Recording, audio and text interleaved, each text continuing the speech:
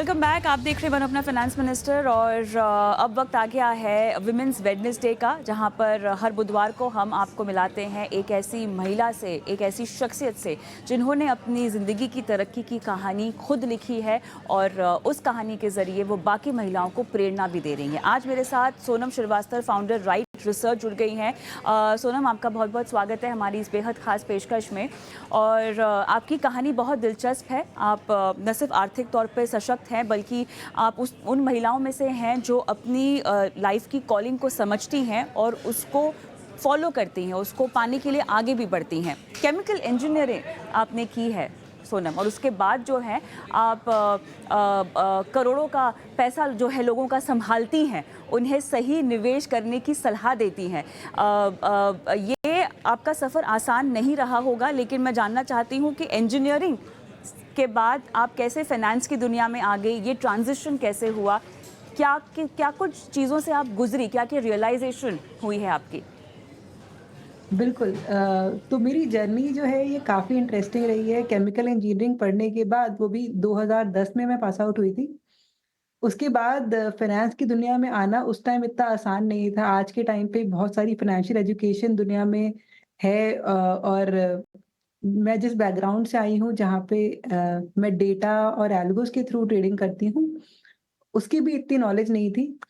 तो शुरुआत में मैंने केमिकल इंजीनियरिंग में नौकरी की और धीरे-धीरे मैंने पढ़ाई करना चालू किया। फ़ाइनेंशियल फ़ील्ड के बारे में मुझे काफ़ी इंटरेस्ट आया। मुझे लगा कि जो क्वांट की दुनिया है, जहाँ पे आप डेटा एंड नंबर के साथ फ़ाइनेंशियल मार्केट में काम करते हैं, वो मेरे लिए बहुत इंटरेस्टिंग रहेगी। तो सीएफए और ऐसी पढ़ाई करने के बाद मुझे 2011-12 में एक कंपनी थी, फोरफ्रंट कैपिटल, जहाँ पे मुझे एक नौकरी मिली, जहाँ पे मैंने ये सीखा कि एक्चुअल एल्गो ट्रेडिंग और डेटा ड्रिवन ट्रेडिंग होती क्या है। और उसके बाद मुझे काफ़ी सपोर्ट मिला इंडस्ट्री में। मैंने ईडलवाइस में 4 साल काम किया, जहाँ पे मैंने बहुत चीज़ें सीखी। उसके बाद एचएसबीसी में मैंने कुछ साल काम किया और एक बहुत ही इंटरेस्टिंग जर्नी थी, जहाँ पे शुरुआत में जब मैं ट्रेडिंग की दुनिया में काम करती थी ट्रेडिंग फ्लोर पे, तो मैं एज़ अ वुमेन काफ़ी डर जाती थी, क्योंकि वो इतनी हाई इंटेंसिटी दुनिया होती है। लेकिन धीरे-धीरे मैं वहाँ पे अडैप्ट करी और वहाँ पे मैंने एक्सेल किया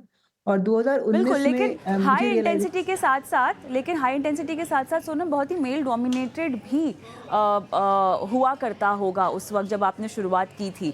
अभी हम देख रहे हैं कि कहानी बदल रही है। महिलाएँ जो हैं अपने निवेश को लेकर और पैसों की कमाई को लेकर थोड़ी सजग अभी होना शुरू हुई हैं। लेकिन जब आपने शुरुआत की, तो क्या एक महिला से फाइनेंशियल प्लानिंग की सीख लेना, उनसे ये समझना कि आपको कहाँ पैसे लगाने चाहिए, कहाँ नहीं लगाने चाहिए, इस तरह की सीख क्या लेना लोगों के लिए आसान था? क्या आपको as an expert, as a professional accept करना आसान था लोगों के लिए?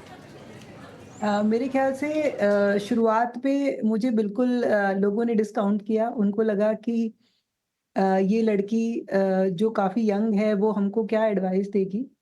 और धीरे-धीरे जब हमने लोगों को दिखाया कि भई जो हम एडवाइस दे रहे हैं उससे आपको मुनाफ़ा होगा, जो स्टॉक सिलेक्ट कर रहे हैं या जो स्ट्रैटेजी हम निकाल के ला रहे हैं, लोगों ने जब देखा कि ये हमें अच्छा मुनाफ़ा भी दे रहे हैं, प्लस ये हमें मुश्किल मार्केट में भी, रिस्की मार्केट में भी एक अच्छा एडवाइस दे रहे हैं, तो धीरे-धीरे लोगों ने अडॉप्ट करा। और आज के दिन में अगर आपको बताऊँ, तो हज़ारों ऐसे इन्वेस्टर हैं जो हमारी सर्विस को मानते नहीं हैं, बल्कि बिल्कुल फ़ॉलो करते हैं और हमसे एक्सपर्ट ओपिनियन पूछने की कोशिश करते हैं। तो ज़रूर ये शुरू में लोगों को बिलीव करने में मुश्किल हुआ, लेकिन धीरे-धीरे मुझे लगता है कि अगर आप एक महिला की तरह कुछ वैल्यूएबल कर रहे हैं, तो ज़रूर लोग उसको अच्छे से रिसीव करते हैं। सोनम, एक चीज़ बताइए, अभी क्योंकि आप रिटेल इन्वेस्टर्स को गाइड करती हैं, तो अभी आपके बेड़े में कितने सारे क्लाइंट हैं और किस तरह से, अगर मैं 5 साल पहले की बात समझना चाहूँ, तो कितनी तब्दीली हुई है ओवरऑल आपके क्लाइंट लिस्ट से लेकर इन्वेस्टर्स के माइंडसेट में?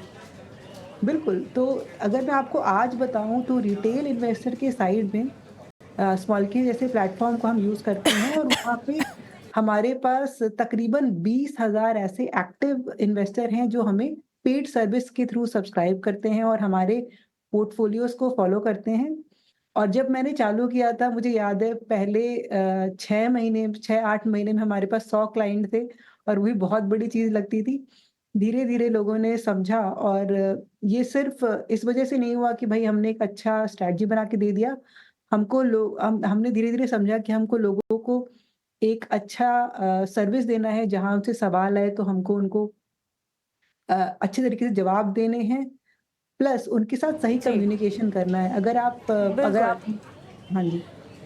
तो यही होता है कि निवेश की भाषा को आसान करके लोगों को समझाना बहुत ज़्यादा ज़रूरी, क्योंकि लोगों को एक तो समझ नहीं है, थोड़ा-सा अवेयरनेस की कमी है, और उसके बाद अगर कोई महिला समझा रही है तो थोड़ा-सा अभी भी मानसिकता को लेकर हमें बहुत आगे बढ़ना है। लेकिन अब आप क्योंकि लोगों का पोर्टफोलियो संभालती हैं, खुद के पोर्टफोलियो में कहाँ-कहाँ कैसे कुछ निवेश करके रखा हुआ है, किस-किस तरह के आपके एक्सपोज़र्स आपने प्लान किए हैं पोर्टफोलियो में, क्योंकि मेरे ख़्याल से खुद की शुरुआत अगर आप करें, क्योंकि you have to practice what you preach, तो आप क्या खुद भी अपने पोर्टफोलियो में वो सब करती हैं जो आप लोगों को नसीहत देती हैं?